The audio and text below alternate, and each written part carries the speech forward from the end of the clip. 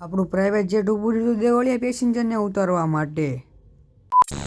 આજ છે આપણા મામાના ઘરે બીજો દિવસ. લાયા હતા મામાનો પટ્ટો, એટલે આપણે દીધું મામાને પટ્ટો દેવાનો. આપણે પોગી ગયા મામાના ઘરે એમનો પટ્ટો દેવા. આપણે દીધો પટ્ટો ને આપણે વાત તો એક ભાઈબંધ. આપણે ભાઈબંધના ઘરે આવતી રહેતા ગેમ રમવા માટે. આપણે ગેમ રમીને આવતા રહ્યા રોડ બાજુ આટો મારવા માટે. આપણે રોડેથી આવી ગયા ઘરે જમવા માટે.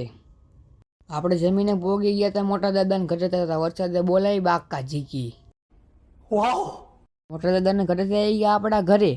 આપણે જવાનું હતું આજ રાણપુરને, એટલે આવી ગયા આપણે રોડેથી રિક્ષા લઈને આવી ગયા ધંધુકાના બસ સ્ટેન્ડે. આપણે રાણપુરની બસ આવે આપણે જવાનું છે રાણપુર. પછી આવી ગયું હતું આપણું પ્રાઇવેટ જેટ.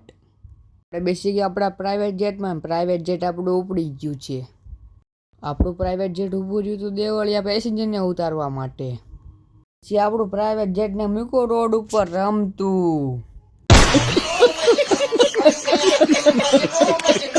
આપણું પ્રાઇવેટ જેટ ઊભું રહ્યું હતું નાગનેશ પેસેન્જરને ઉતારવા માટે.